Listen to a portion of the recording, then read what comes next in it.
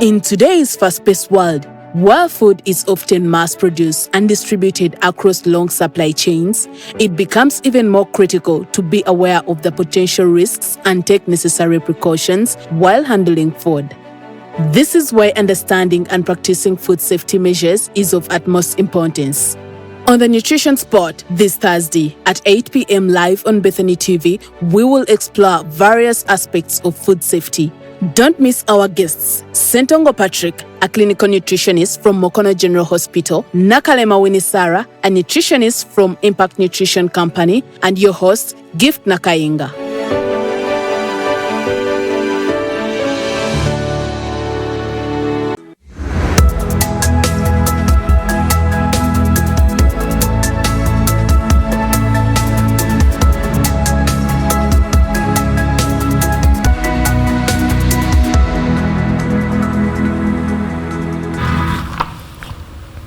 Good evening, viewers. Thank you so much for tuning in Bethan TV for Health. We only deal in health. So if you're out there and you are wondering what is Bethan TV about, we are for health. And today it is the Nutrition Spot. We believe that we can transform our lives through what we eat, what we drink, what we do with anything to do with food. So that's why we're here. And today it is the 8th of June. Yesterday it was the 7th of June. Yes, the 7th of June, and it was the World Food Safety Day, where we had a theme of food standards to save lives. We believe that if we have proper standards of how we handle and keep our food, we can be able to prevent a number of foodborne diseases or illnesses that come up with all these weird practices that we have while dealing with food. So tonight we're honored to have nutritionists that are experts in this particular field of nutrition to make sure that they give us some heads up on how we can properly handle the food we eat and how we can keep it properly. So I want to welcome each one of them to say hello to us, but also give us their mind on the World Food Safety Day. What did it mean for them? You're so much welcome, each one of you. Sentongo Patrick, you're so much welcome, and Nakalema Sarah. Hello to our viewers. Patrick. Hello everyone, my name is Sentongo Patrick. I work at Mukono General Hospital and also I part-time with Impact Nutrition Company Limited. I'm so glad to be here to share my discussion about food security, about food safety. Thank you so much for coming through, Patrick. Yes, Sarah. So good evening, our lovely viewers. The name is Nakalema Winnie Sarah, and it's really wonderful and nice to be here. It's my passion to talk about nutrition, and talking about food safety is really I strongly believe that's something that we have neglected for some good time, and it is very vital for our health.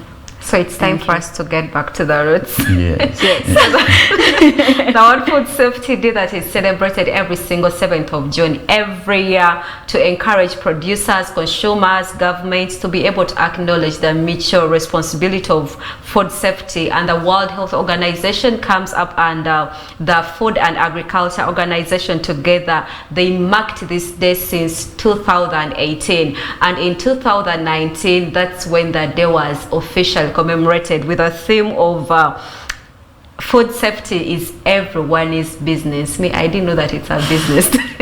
But they told us food safety is everyone's business, and in year 2020 we were told that food safety still is everyone's business, and in year 2021 we were told that food safety today for our health tomorrow. That is so amazing. And in year 2020 it was safer food, better health, and in this particular year 2023 we were told that food standards to save lives. So if you look through the different themes that we've had even the previous years, they are towards us having a healthy life and making sure that we observe the different measures and practices that are put in place for us to be able to observe food safety. Well, with our experts in the studio as Bethan TV, we're going to go into details of what food safety is about. But I want to urge each one of you to go onto our different social media platforms. Those that are watching us on YouTube, please make it a point to subscribe. Don't just watch, but subscribe. If you are on Facebook, kindly like and can follow, but also you can share with your other friends. If you're watching us live in your sitting rooms, or you are using the AfroMobile app or your TV app or Airtel app, thank you so much. If you're on YouTube, you can let us know where you are watching Bethan TV from, and if you have any questions or any submissions about our topic of discussion tonight, also make it a point and post them into the comments section. I want to thank so much the Nutrition Rehabilitation Center. I know those people are going to be on YouTube asking us questions, but with our experts in the studio, they are going to be answered. So I'm going to start with Patrick to make us understand what is food safety. All right, thank you, Gift. So food safety, it's not so complex, it is basic. So food safety, it comprises of nutrition and food security. Where there is no food safety practices, proper food safety practices, there is no proper nutrients for someone to take in the body. So for a proper definition I can give, food safety encompasses all practices that are good for handling, processing, and also storing food, such that someone has enough nutrients in their body to prevent them from any foodborne illnesses.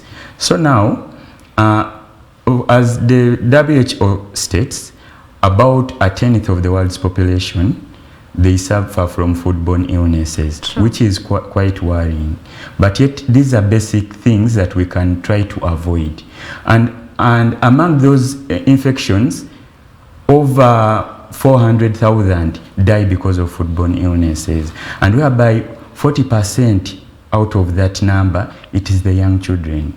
But it's not only the young children below 5 years, but also the pregnant mothers. Awesome. So as we dive in today, we are going to discover and we understand food safety precautions and what we have to do to have like safer food practices. Thank you so much. You mentioned a very important aspect of that food safety equals to the nutrients that we take into our bodies. So that means if someone is not observed food safety, it's hard for them to get the proper nutrients. So Sarah, yesterday it was the World Food Safety Day. What do you have to say about that day? What does it mean for us as a country, Uganda? Basing on the theme, food standards save lives, I believe I really appreciate WHO for coming up with such a brilliant idea, because such a day helps us to come back to the grassroots, because I've had friends or people that didn't know about like food safety. They thought it was something minor, but when you share information and you tell them, hey, it was World Food Safety Day, they get encouraged to know more about it. And I believe yesterday we got to share information to all those people that are not privileged to get the information. So I believe we appreciate this day as nutritionists, because as Uganda, like this is like a wake-up call for every individual out there that food safety is very vital. Like we were told in 2019 and 2020 that food safety is everyone's business. Well, today on the show, our very main objective is to raise awareness about the need for each one of you to follow the proper food safety measures and regulations and the consequences just in any case we ignore the food safety practices. So I want to go back to Sarah to make us understand who's a victim of poor food safety. Everyone who takes in food is a victim. Now, when I say everyone who takes in food, everyone is affected. Okay. People normally look at it at this angle of I eat like contaminated food, or let's say I do not observe these food safety practices. I have never fallen sick, and it's okay, I can keep up with what I'm doing. But people forget that possibly you've not fallen sick, but someone else in your family is going to fall sick due to this consuming the unsafe food. Now, if someone else in your family falls sick, the burden to cater for their health costs may come back to you. So that means each one of us is accountable. Everyone is accountable. We always like point fingers to the government. People have that saying, government to yambe. But when you point the finger to the government, the government also needs funds or money to cater for the health sector. Now it comes back to us. Now when they raise taxes and they're like, we're trying to get money to cater for the health sector, we are going to complain. Sure. But you realize in the long run that consuming unsafe food affects all of us in the long run. Thank you so much, Sarah. If you mentioned that consuming unsafe food, I think we should understand first and foremost, how does it become unsafe? How can I tell that this particular food I'm consuming is not safe for me, not even for my family? Yes, Patrick. Yeah, so the food that is unsafe, how will you know it? For example, it comes way back from the producers. For example, I have a farm, maybe it has grains. So after, like, when I'm sun drying my grains and I put them on the ground, so you see, from the producer, they're already laying them on the ground, exposing them to aflatoxins. Those toxins, they, as we are going to find out From later producers? Yeah, like the farm producers. Yeah. So when they lay these grains on the ground, like the beans, the yeah, maize. exactly. So the aflatoxins come in. So when they develop aflatoxins, these aflatoxins are carcinogens. So they later on affect the populations later in life. And as we are going to dig in today, we are going to discover that even they do not only affect only adults, but even in breast milk, just breast milk, a woman can give a child aflatoxins through the breast milk, because the research was carried out in Nigeria and Ethiopia. And like there is evidence to show. So from the producer, then again you will find the transporter there. Like for example, if let's say a boda man is carrying maybe matoke, then the matoke falls down. He'll just pick it and rush up, then carries it back, not knowing that he has already exposed it to the to other infections that can come in along the way. So that is the transporter. So now when it reaches in the market we have had this thing whereby people say, I hear sewage preserves fruits. Yeah, it's there. Okay. Whereby people store some things like sugar canes where in the sewages, such that they preserve them for something for some longer time. They have a longer shelf life. And even cassava. Yeah, but these are the markets that we buy from. The same markets. You have talked about cassava. The more cassava falls down, you expose it to cyanogen, which is a carcinogen. You get that's our beat you feel. So in the long run, of course, in the long run it will affect you. That's why usually we don't recommend like to give a lot of cassava to young children, because it can affect them more than it will affect an adult. Oh, really? So now all those foods, they come to the final consumer. So it's like a whole supply chain. So the final consumer is this person that is going to the market that exactly bought the foods and taken the foods home. Yes. So before they take the food home, let's now talk about these people that are in the market setting. Yes. Because you might find, for example, you find grains and they are just put down there on the ground. Exactly. Maybe yeah. you find maybe cassava. Okay, they're different foods.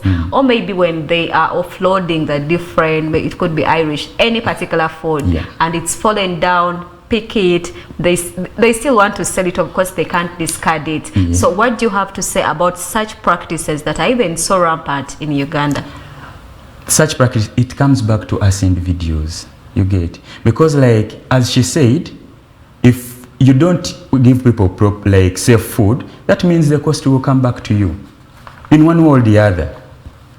In a family setting. Yeah, like for example, like what she said, that if let's say my brother has eaten unsafe food, yet I'm the one who distributed the unsafe food, that means the cost will come back to me to the hospital. I'll have to provide the medical bills. Yet we can do something. Let me chip in something small. We have heard about opendification.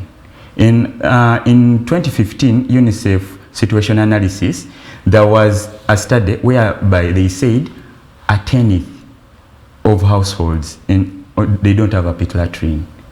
Like a tenth of the general population, they don't have pit latrines. Where do they take their poop?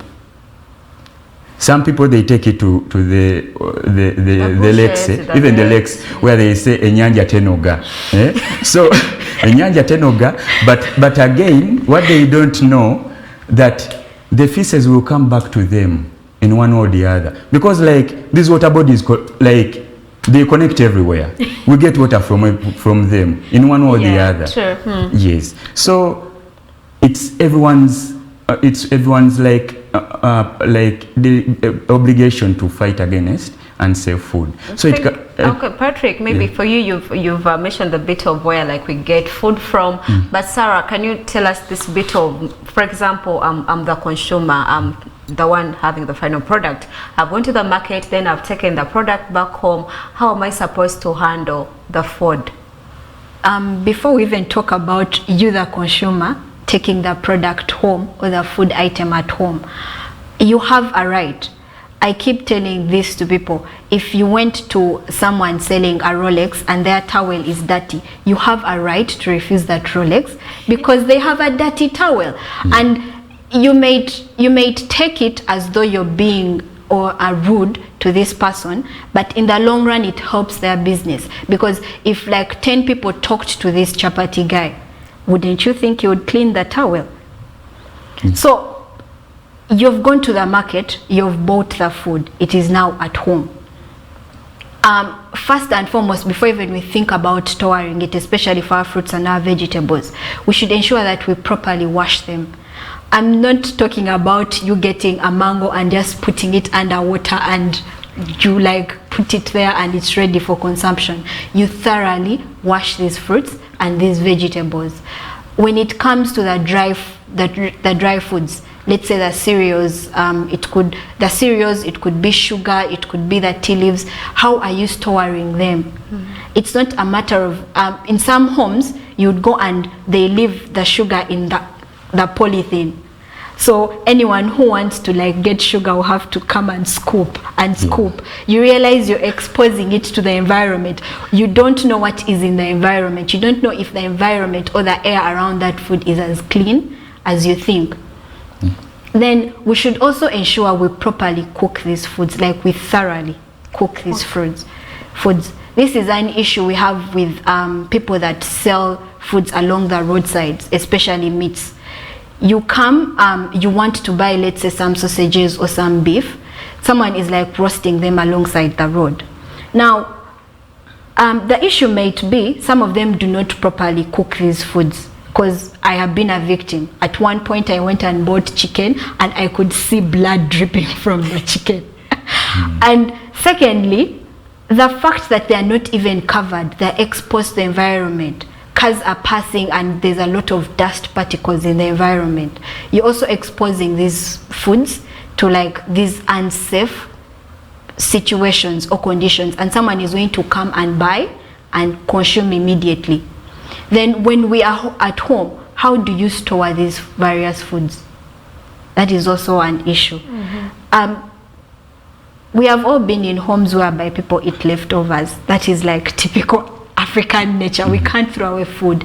But even though you're going to eat the leftovers, how have you stored them? We have individuals, you had supper, you just left the food there. Sometimes they don't even cover it. You just like leave it there. A case scenario I could give for our infants, like the children. Let's say they have been given some feeds, possibly Irish, mashed Irish, or let's say the porridge and whatnot. You give the child, and let's say the child is tired and they go to play. So you just call someone, put the food there on the table. So they'll come back and eat it from yes, there. And you've not stored it properly. You've not ensured that it is like safe. So this all comes back to the fact that food safety is everyone's business. Everyone is responsibility. Exactly. Like we said, food safety, everyone is business. But well, if okay, we're not going to deny the fact that we are Ugandans and we are Africans, because there are certain things I feel like they are so much part of us. For example, buying stuff on the roads, maybe cassava, yes, maize, whatsoever, Rolex and all those other things. And also, some of us, we find it so hard to properly take time to clean these particular foods. Maybe it could be fruits, it could be the vegetables. You want maybe put water in a saucepan and then just dip them in there and then you're done. So we do not have a proper criteria of how we're supposed to really clean this particular foodstuffs. But still, we do not look at the picture of anything might go wrong because we don't see that there and then. So make us understand what are some of the short-term consequences or repercussions that are short-term. Let's now talk about that. It's okay. Yes, let's start with a short-term that can surface if we do not properly observe the measures of food safety. So the shortest terms we can start with. The first thing you will have is like stomach ache. Your stomach telling you that there is something you have eaten that is not inside, that is not supposed to be inside. You get. That means you have taken in some microbes that you're supposed to remove. So the second thing will be, in most cases, diarrhea. And it's very common. And evident. Yeah, you can tell. it's diarrhea. Then another thing that can come in, we can have like headaches. Then cramps, like leg cramps, then sweating. Then the other thing that can also come in is dehydration. And when it comes to children below 5, dehydration is deadly. True. To an adult, it can take like a few weeks, but to a child is so small. So usually I tell my mothers, once you have a child and they are diureting, at least you take ORS for 1 day, then you come back to the hospital. So those are some of the short-term things that can come in. But also, they go on progressing when you delay. Because you can have inflammation of the internal organs. For example, the pancreas can be inflamed. The colon can be inflamed. When you delay, the more you delay, it becomes more severe and acute. Maybe there is also a scenario as we get into our break that we've seen, maybe especially the mothers complaining of, my child is having a fever, my child is, those on and off fevers. Yes. And sometimes they think, oh, maybe it's just flu or maybe it's cough. So now in my mind I'm thinking, maybe they ate contaminated food. So let's get into a very quick short break. We shall come back after the break.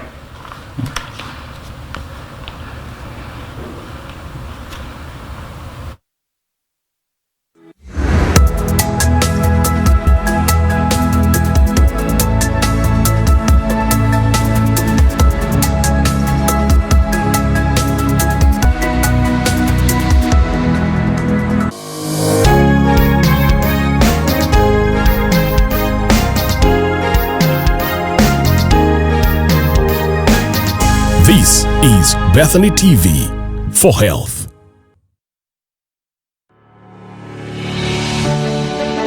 In today's fast-paced world, where food is often mass-produced and distributed across long supply chains, Are you ready for this good news? You can now watch Bethany TV on YoTV, AfroMobile, and Airtel TV apps. Yes! Catch the finest programming prescription for everybody, wherever you are, whenever you are. Bethany TV for health.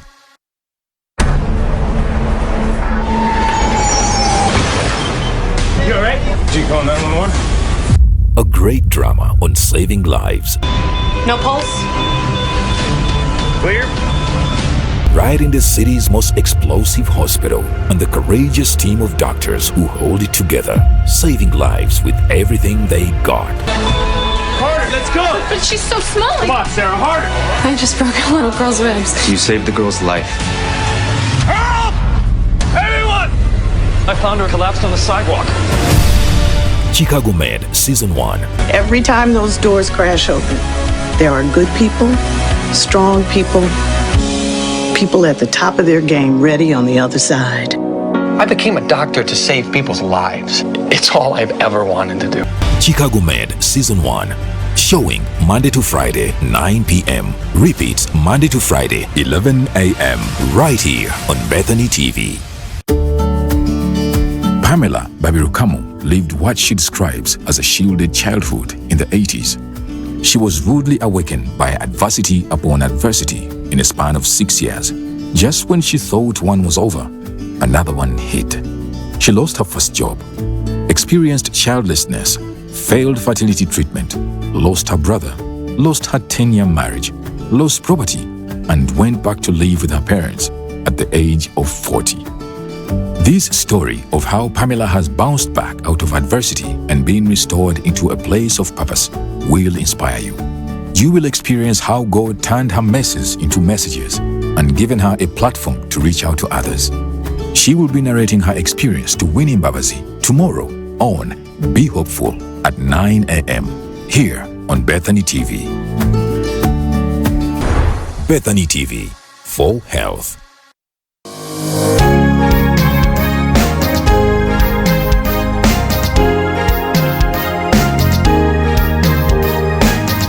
This is Bethany TV, for health.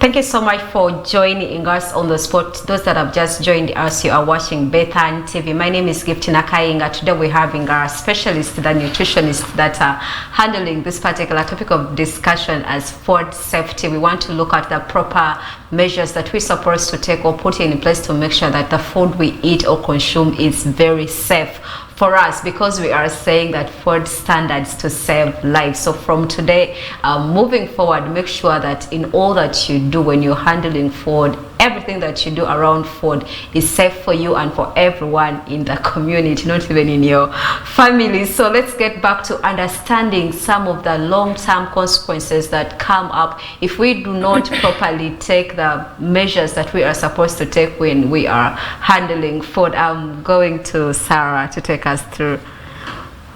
So as I earlier said, we have, of course, long-term implications of this.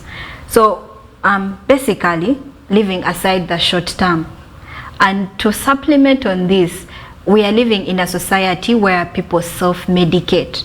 I could get a stomach ache today, and without even trying to find out the reason, Why? I am already buying my drugs and I'm consuming or swallowing my medication. So when we come to the long term, I would really appreciate, I think people would finally appreciate food safety when they finally get to see some of the illnesses or the diseases that can be brought about by eating unsafe food. One of the greatest fear we have when it comes to unsafe food are the cancers. If anyone can take time to go to the Cancer Institute at Mulago, you'd really appreciate. So we have this scenario. I always want to bring up scenarios to make our viewers better understand what I'm talking about. So we have individuals that sell food along the roadside, the deep fried food, to be specific, the fries and the fish. And I do not know if someone has ever taken time to look at the cooking oil they are using.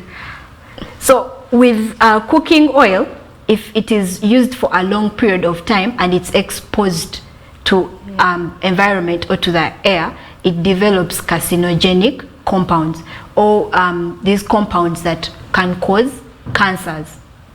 So me eating the fries at one point in life may not really be an issue, but as I continue doing these things, it's building on, and at some point in your 30s or late 20s, when you go and they're trying to you're trying to get checked and they tell you possibly you have cancer, let's say breast cancer, or it could be colon cancer.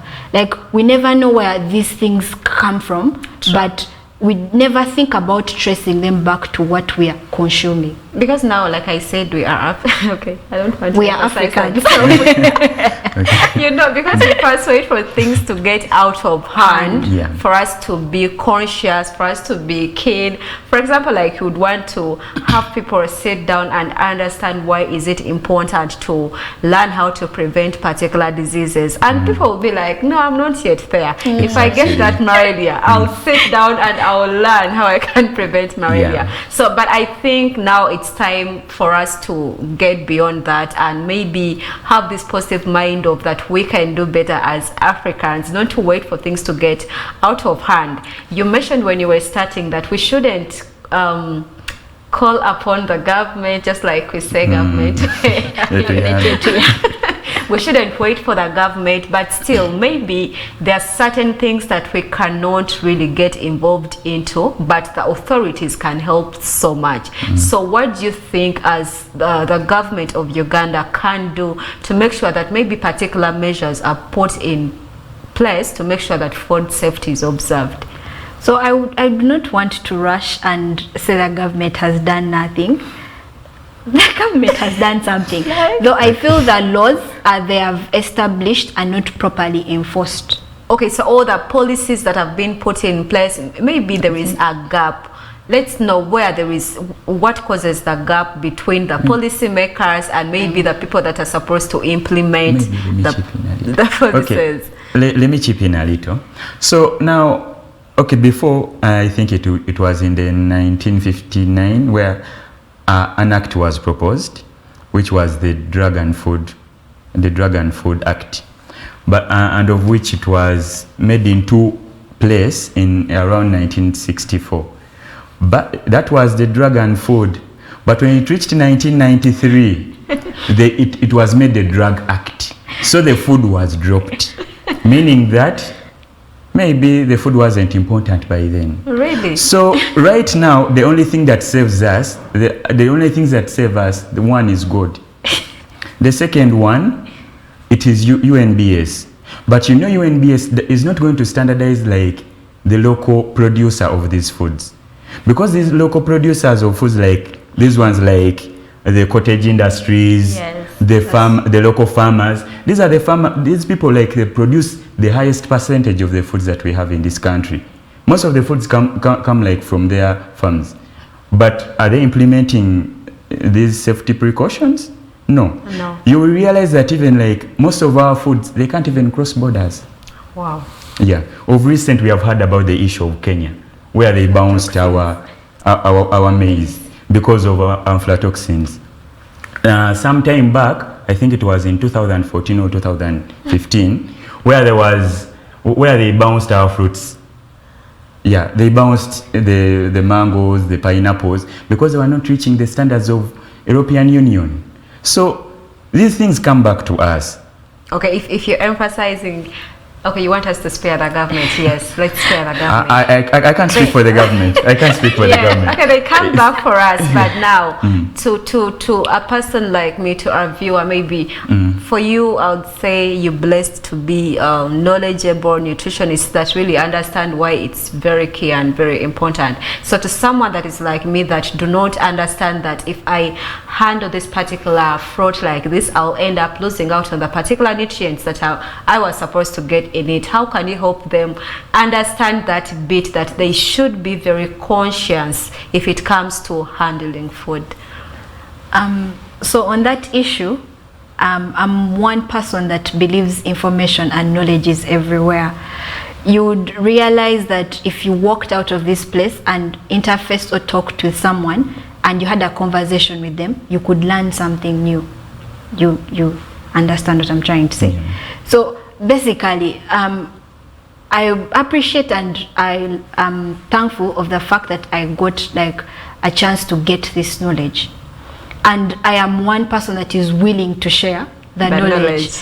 I believe every nutritionist out there would really love to share the knowledge.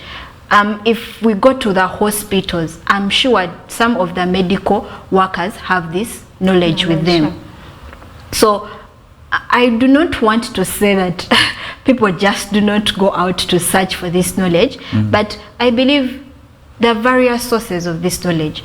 We have classes for those that study as early as primary. They're teaching some of these basic things, importances of cooking food, importances of boiling water. When we come to our daily life, even when you're done with school, interactions with your friends. For example, if I'm a friend to someone and they inquire about food safety, I would share the knowledge. We have the internet. I do not know if someone has ever sat down there and tried to get this information from internet and they got nothing. So I believe the information is there, maybe but it's just us not trying to. Or maybe we just don't implement stuff. No, actually, the sad thing about like internet is that we search for the wrong things. Yeah, because like internet has everything. Sure. It has both useful and useless things. But it's upon you to find out what works. What is really important. Because it doesn't take a minute or two to get something from internet, then you inquire from the experts. You get. Nutritions are there. They are very dormant, very many. So you can approach any, because like usually, you know, the world, most especially actually in developing countries, they see nutritionists as only food people. The only thing you understand is cooking and eating food, but it's quite bigger than that. Yes. Thank you so much. You said eating, cooking, eating food. You are watching the Nutrition Spot, and this is Bethan TV. For you today, we're talking about food safety measures. How can we properly handle the food that we eat? How do we have to keep it? The leftovers, they mentioned about the leftovers. How are we supposed to keep them? How are we supposed to maybe get food from the garden, people that sell foods in the markets? How are you supposed to maybe even keep them? So we say that food is very essential, so ensuring its safety can help us be free from any potential hazards. Like we are said, 1 in 10 people suffer foodborne illnesses or diseases worldwide, so that is quite a big number if you put it in numbers. And if we come here in Uganda, it's so absurd that most of us suffer these illnesses knowingly, but even because we have that good immunity, the body fights and we be like, okay, I'm okay, and you know. But back to our experts in the studio, make us understand how we can properly make our food safe at our homes, especially now at homes, because we might not have control over people that are in the markets, but now let's assume I've gotten food from the market and it's safe from there. So reaching home, how do I make it a point that it's not contaminated from my home? So as you know, safe food, it has to be nutritious. That means it has to contain all its nutrition value. For example, now, usually something that people usually play with, it is the vegetables. The vegetables. After bringing them from the market, they just sell them there. The nutrients in the vegetables, the big group and vitamin C, those ones, the water-soluble vitamins, they can easily disappear just in a shock of sunlight, in a shock of water. So the first thing, it's like you have like to watch your garden. You have to wash your vegetables and fruits well. That's one thing, because most of even these vegetables and fruits, they are sprayed with pesticides, and you have to wash them thoroughly in order to take away the pesticides. Then the other thing is cooking thoroughly. You have to cook them thoroughly. Now we have people who eat the other small animal, the pork, and usually they usually say njagala chigodo, njagala chigodo. Yeah. If you don't cook that thing properly, you are exposing yourself to tapeworms. You get. So that's just a tip of the iceberg, but there are very many things you have to cook like thoroughly. You know, some people go to YouTube and they want to learn how to cook. Then they look at how the whites prepare the red meat, where the blood is flowing, that is slightly grilled, and they feel that's alive. The other guys, they first treat it before it's cooked. So for them, it is safer for them. But are you going to go to a supermarket and buy? No. No. You will just buy the meat, bring to the table, and put in the saucepan. You put on a griller or something, and you want to make it like the way the whites made it. Not knowing you're exposing yourself to microbes. So, and when you're storing them, you have to store them at temperatures where they can't be attacked by maybe parasites, vermins, or anything that can bring in microbes. For example, if it's fish, those perishable foods, you have to store them at chilling temperatures. Then if it's the grains and other things, you have to store them away from air and also water. So, because if you expose them to air and water, that means these aflatoxins and other things will come in, and many things will come, and you will end up coming to our hospitals to work on you. Thank you so much, Patrick. Now, Sarah, I believe our time is running so fast, but I believe there is a lady, a woman, a wife that is watching us. And you know, okay, I will not talk about men because men don't usually come into these places where we cook from. Are you serious? Some. I'm saying some. But okay, it's a bad habit. Some don't, but yeah. So it's like usually women are in there 24/7, but to some women, I think they find it hard to have that place cleaned well. Yeah. So maybe as a nutritionist, and we believe now this person is the one that is taking care of the entire family in terms of what they are eating. And because someone might not come to ask, how did you prepare this, given a scenario where you are at an event, you might not ask, how did you wash the fruit, how did you might not ask, but this is a home setting. I believe we can take more precautions. So how can you help such a lady who doesn't know that if I'm supposed to, I'm starting to cook, this place is supposed to look like this, and does it in any way contaminate her food if the environment is not clean?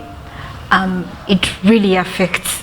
The environment is one it's a big source of all these contaminants, all these things that make the food unsafe. So before you even think about preparing that particular food you're thinking about, your environment should be should be clean. The equipment, or let's say the saucepans, the knife, the ingredients themselves you're going to use for your food should be clean and washed. Then the person preparing, take a case scenario. How would you feel if I came and I was cutting, let's say fruits for you making a fruit salad, and I hadn't washed my hands and they were dirty?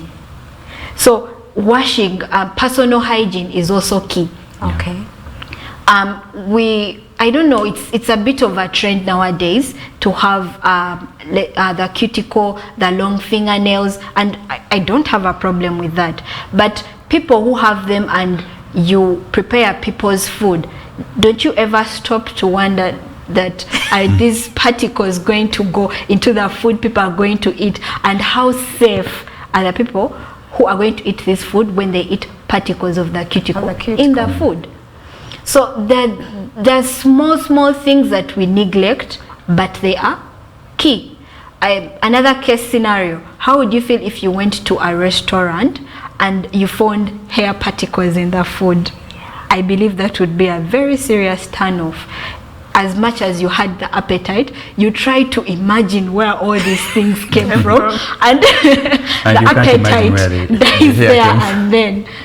So I want our viewers to try to put themselves in those scenarios. Yes. When you're doing something, when you're just preparing food for your people, try to put yourself in their shoes. How would you feel if you got food that was prepared in such a manner? Okay, maybe then another thing, we've in so many families,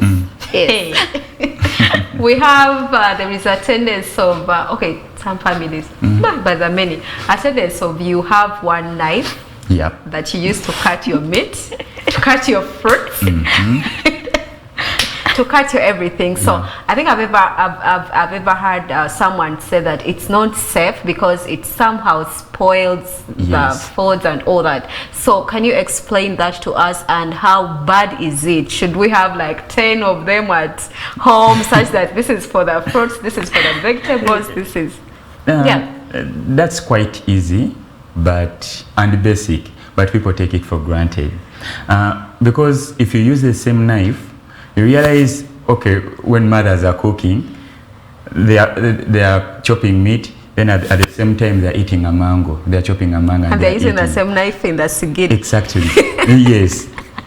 So you know, most of these animal proteins, okay, it's not restricted to only that, but most of the animal proteins, they contain microbes that are very dangerous in our bodies.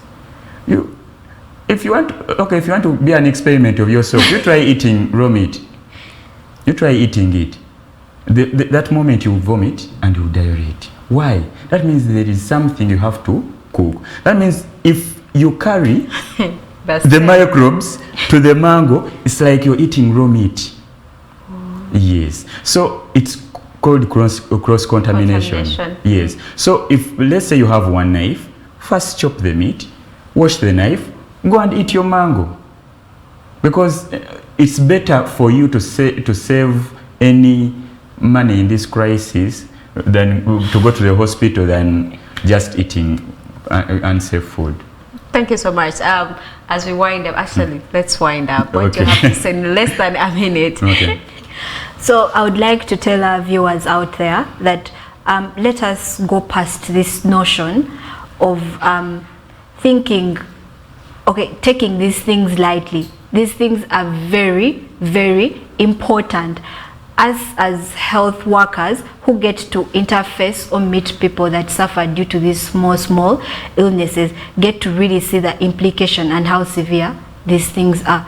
So to our humble viewers, I go back to a point I said, if you do not have enough information regarding these issues, information is out there. Please search for the information. Thank you very much. Thank you so much, Sarah. Yes, Patrick, in less than a minute to the viewers. Okay. To our humble viewers, I hope you're listening well. These things count. You know, as my boss usually says, small things count. So, food safety starts from like personal hygiene, and it goes like way broad. So you start with those small things. You leave those things where like you be like, who cares? As long as I make money. It's not about money. The money, yeah. Because you may end up making the money, but on the other hand, you're letting it out. So let us all be vigilant. In case you're seeing unsafe food, please speak out. And for all the nutritionists out there, food scientists, agriculturists, let them come out and speak about food safety. Thank you so much. And also to our government, please come and help us. impose policies that can help like people strengthen these like food safety measures. Thank you so much. Thank you so much, Patrick. Thank you so much, Sarah, and to our dear viewers, thank you so much for making it a point to tune in Bethan TV and be able to learn about food safety. Well, we can say so much about food safety, but I believe that the little that we've spoken tonight on the show, you will be able to put it into practice and into consideration. So I want to wish you the best of that time and the night. Till next Thursday, be well.